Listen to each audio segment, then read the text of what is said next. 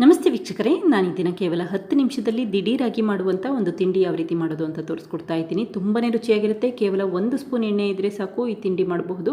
ಹಾಗೆ ಈ ತಿಂಡಿನ ಬೆಳಗ್ಗೆ ಬ್ರೇಕ್ಫಾಸ್ಟಿಗಾದರೂ ಮಾಡಬಹುದು ಅಥವಾ ಸಂಜೆ ಸ್ನ್ಯಾಕ್ಸಿಗಾದರೂ ಮಾಡಬಹುದು. ಹಾಗೆ ನಿಮಗೆ ಈ ವಿಡಿಯೋ ಇಷ್ಟ ಆದರೆ ಪ್ಲೀಸ್ ವಿಡಿಯೋನ ಲೈಕ್ ಮಾಡಿ ಮತ್ತು ಚಾನಲ್ಗೆ ಸಬ್ಸ್ಕ್ರೈಬ್ ಮಾಡಿ. ಈಗ ದಿಢೀರಾಗಿ ಕೇವಲ 10 ನಿಮಿಷದಲ್ಲಿ ಈ ತಿಂಡಿ ಯಾವ ರೀತಿ ಮಾಡೋದು ಅಂತ ನೋಡ್ಕೊಳ್ಳೋಣ ಬನ್ನಿ. ಮೊದಲು ಒಂದು ಬೌಲ್ಗೆ ಒಂದು ಮೀಡಿಯಂ ಸೈಜ್ ಈರುಳ್ಳಿನ ಸಣ್ಣದಾಗಿ ಹೆಚ್ಚಿ ಹಾಕೊಂಡಿದ್ದೀನಿ.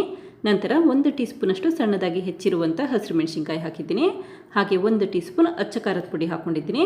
ಹಾಗೆ ಒಂದು ಚಿಟಿಕೆಯಷ್ಟು ಅರಿಶಿಣದ ಪುಡಿ ಹಾಕ್ಕೊಂಡಿದ್ದೀನಿ. ಹಾಗೆ 1/4 ಟೀ ಸ್ಪೂನಷ್ಟು ಗರಂ ಮಸಾಲ ಪುಡಿ ಹಾಕ್ಕೊಂಡಿದ್ದೀನಿ.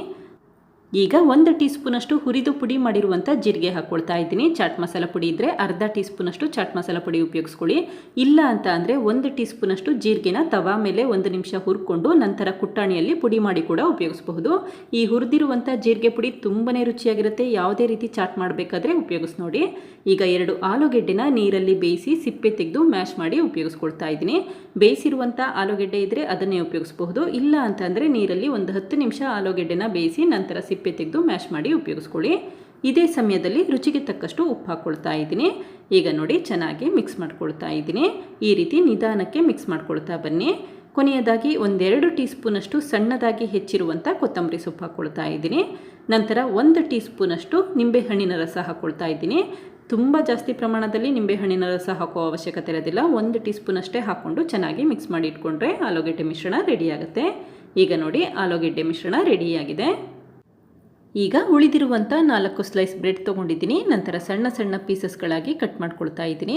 ಮನೆಯಲ್ಲೇನಾದರೂ ತುಂಬ ದಿನ ತನಕ ಉಳಿದಿರುವಂಥ ಬ್ರೆಡ್ ಇದ್ದರೆ ಈ ರೀತಿ ಸ್ನ್ಯಾಕ್ಸ್ ಮಾಡಿ ನೋಡಿ. ಕೆಲವೊಮ್ಮೆ 1 ವಾರದ ನಂತರ ಬ್ರೆಡ್ ಸಾಫ್ಟ್ ಆಗಿರೋದಿಲ್ಲ, ಸ್ವಲ್ಪ ಗಟ್ಟಿಯಾಗಿ ಅನಿಸುತ್ತೆ. ಆ ಸಮಯದಲ್ಲಿ ಈ ರೀತಿ ಸ್ನ್ಯಾಕ್ಸ್ ಮಾಡಿ ನೋಡಿ, ಖಂಡಿತ ಇಷ್ಟಪಡ್ತೀರಾ. ಈಗ ಮಿಕ್ಸಿ ಜಾರಿಗೆ ಬ್ರೆಡ್ ಪೀಸಸ್ಗಳನ್ನ ಹಾಕ್ಕೊಂಡು ತರಿಯಾಗಿ ರುಬ್ಕೊಳ್ತಾ ಇದ್ದೀನಿ. ನೀರೇನು ಹಾಕೋದು ಬೇಡ, ಹಾಗೆ ಡ್ರೈಯಾಗಿ ರುಬ್ಕೋಬೇಕಾಗತ್ತೆ. ಈಗ ನೋಡಿ ಬ್ರೆಡ್ ಪುಡಿ ರೆಡಿಯಾಗಿದೆ. ಇದನ್ನೀಗ ಮತ್ತೊಂದು ಬೌಲ್ಗೆ ಎತ್ತಿಟ್ಕೊಳ್ತಾ ಇದ್ದೀನಿ. ನಂತರ 1 ಟೀ ಸ್ಪೂನಷ್ಟು ಕೊತ್ತಂಬರಿ ಸೊಪ್ಪು ಹಾಕ್ಕೊಳ್ತಾ ಇದ್ದೀನಿ. ಈ ಸಮಯದಲ್ಲಿ ಕೊತ್ತಂಬರಿ ಸೊಪ್ಪು ಹಾಕೋದು ಆಪ್ಷನಲ್, ಬೇಕಿದ್ದರೆ ಉಪಯೋಗಿಸ್ಬಹುದು, ಬೇಡ ಅಂತ ಅಂದರೆ ಉಪಯೋಗಿಸೋ ಅವಶ್ಯಕತೆ ಇರೋದಿಲ್ಲ. ನಂತರ ಸ್ವಲ್ಪ ನೀರು ಹಾಕ್ಕೊಂಡು ನಿಧಾನಕ್ಕೆ ಮಿಕ್ಸ್ ಮಾಡ್ಕೊಳ್ತಾ ಇದ್ದೀನಿ. ತುಂಬ ಜಾಸ್ತಿ ಪ್ರಮಾಣದಲ್ಲಿ ನೀರು ಹಾಕೊಳ್ಳೋಕೆ ಹೋಗಬೇಡಿ, ಆವಾಗ ತೆಳುವಾಗೋ ಚಾನ್ಸಸ್ ಇರುತ್ತೆ. ಸ್ವಲ್ಪ ಅಷ್ಟೇ ನೀರು ಹಾಕ್ಕೊಂಡು ಹಿಟ್ಟನ್ನು ನಿಧಾನಕ್ಕೆ ಕಲಸಿಟ್ಕೊಳ್ತಾ ಬನ್ನಿ. ಈಗ ನೋಡಿ ಬ್ರೆಡ್ ಹಿಟ್ಟು ರೆಡಿ ಆಗಿದೆ. ಇದನ್ನು ಹಾಗೆ ಎತ್ತಿಟ್ಕೊಳ್ತಾ ಇದ್ದೀನಿ. ನಂತರ ಒಂದು ಸಣ್ಣ ಬ್ರೆಡ್ ಹಿಟ್ಟನ್ನು ತೊಗೊಂಡು ಈ ರೀತಿ ಲಟ್ಟಣಿಗೆಯಲ್ಲಿ ಲಟ್ಟಿಸ್ಕೊಳ್ತಾ ಇದ್ದೀನಿ.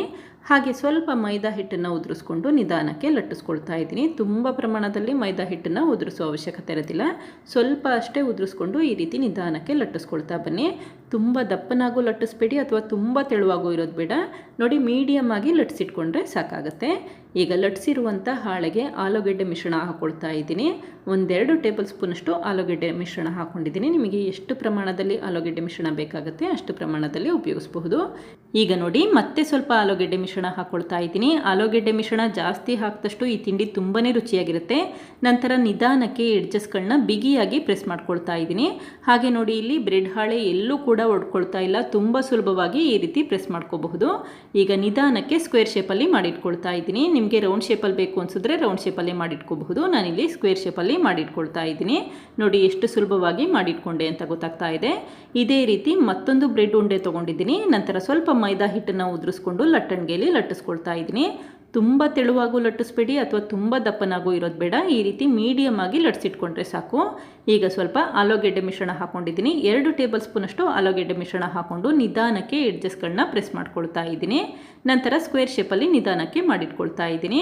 ನಿಮಗೆ ರೌಂಡ್ ಶೇಪ್ ಬೇಕು ಅನಿಸಿದ್ರೆ ರೌಂಡ್ ಶೇಪಲ್ಲೇ ಮಾಡಿಟ್ಕೋಬಹುದು ಅಥವಾ ಸ್ಕ್ವೇರ್ ಶೇಪಲ್ಲಿ ಬೇಕು ಅನಿಸಿದ್ರೆ ಈ ರೀತಿ ಮಾಡಿಟ್ಕೋಬಹುದು. ಹಾಗೆ ಸ್ವಲ್ಪ ಮೈದಾ ಹಿಟ್ಟನ್ನು ಉದುರಿಸ್ಕೊಂಡು ಈ ರೀತಿ ಸ್ಕ್ವೇರ್ ಶೇಪಲ್ಲಿ ಮಾಡಿಟ್ಕೊಂಡಿದ್ದೀನಿ. ಇದೇ ರೀತಿ ಎಲ್ಲ ಬ್ರೆಡ್ ಹಾಳೆಗೂ ಆಲೂಗೆಡ್ಡೆ ಮಿಶ್ರಣ ಹಾಕಿಟ್ಕೊಂಡಿದ್ದೀನಿ. ನೋಡಿ ಎಷ್ಟು ಚೆನ್ನಾಗಿ ಬಂದಿದೆ ಅಂತ ಗೊತ್ತಾಗ್ತಾ ಇದೆ. ಇದನ್ನೀಗ ಎಣ್ಣೆಯಲ್ಲಿ ಯಾವ ರೀತಿ ಫ್ರೈ ಮಾಡೋದು ಅಂತ ನೋಡ್ಕೊಳ್ಳೋಣ ಬನ್ನಿ. ಪ್ಯಾನ್ಗೆ 1 ಟೇಬಲ್ ಸ್ಪೂನಷ್ಟು ಎಣ್ಣೆ ಹಾಕ್ಕೊಂಡಿದ್ದೀನಿ. ಈಗ ಎಣ್ಣೆನ ಎಲ್ಲ ಕಡೆ ನೀಟಾಗಿ ಸ್ಪ್ರೆಡ್ ಮಾಡ್ಕೊಳ್ತಾ ಇದ್ದೀನಿ. ಜಾಸ್ತಿ ಪ್ರಮಾಣದಲ್ಲಿ ಎಣ್ಣೆ ಬೇಕು ಅನಿಸಿದ್ರೆ ಜಾಸ್ತಿ ಪ್ರಮಾಣದಲ್ಲಿ ಕೂಡ ಉಪಯೋಗಿಸಬಹುದು.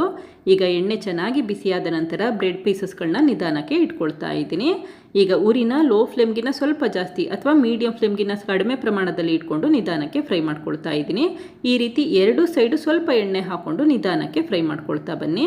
ಒಂದು 10 ಸೆಕೆಂಡ್ ಆದಮೇಲೆ ಇನ್ನೊಂದು ಸೈಡ್ ಟರ್ನ್ ಮಾಡ್ಕೊಳ್ತಾ ಇದ್ದೀನಿ. ನೋಡಿ ಎಷ್ಟು ಚೆನ್ನಾಗಿ ಒಳ್ಳೆ ಕಲರ್ ಬರ್ತಾ ಇದೆ ಅಂತ ಗೊತ್ತಾಗ್ತಾ ಇದೆ. ಒಂದು 3 ನಿಮಿಷ ಬೇಯಿಸಿದ್ರೆ ಸಾಕು, ಬೇಗ ಬೆಂದು ಬಿಡುತ್ತೆ.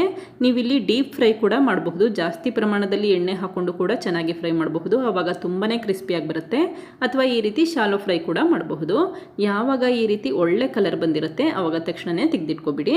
ಈಗ ನೋಡಿ ಚೆನ್ನಾಗಿ ಬೆಂದಿದೆ. ಇದನ್ನೀಗ ಒಂದು ಪ್ಲೇಟಿಗೆ ತೆಗೆದಿಟ್ಕೊಳ್ತಾ ಇದ್ದೀನಿ. ಇದೇ ರೀತಿ ಉಳಿದಿರುವಂಥ ಬ್ರೆಡ್ ಪೀಸಸ್ಗಳನ್ನು ಕೂಡ ಫ್ರೈ ಮಾಡ್ಕೊಳ್ತಾ ಇದ್ದೀನಿ.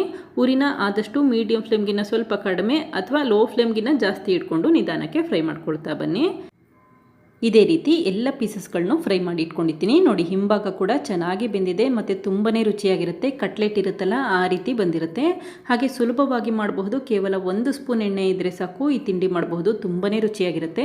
ನೋಡಿದ್ರಲ್ಲ ವೀಕ್ಷಕರೇ, ಎಷ್ಟು ಸುಲಭವಾಗಿ ಬ್ರೆಡ್ಡನ್ನು ಉಪಯೋಗಿಸ್ಕೊಂಡು ಯಾವ ರೀತಿ ಒಂದು ಹೆಲ್ದಿಯಾದ ತಿಂಡಿ ಮಾಡಬಹುದು ಅಂತ ಗೊತ್ತಾಯ್ತಲ್ವಾ? ನೀವು ಕೂಡ ಒಮ್ಮೆ ಪ್ರಯತ್ನಿಸಿ, ಖಂಡಿತ ಇಷ್ಟಪಡ್ತೀರಾ. Thank you. ಲೈಕ್ ಮಾಡಿ ಮತ್ತು ಸಬ್ಸ್ಕ್ರೈಬ್ ಮಾಡಿ.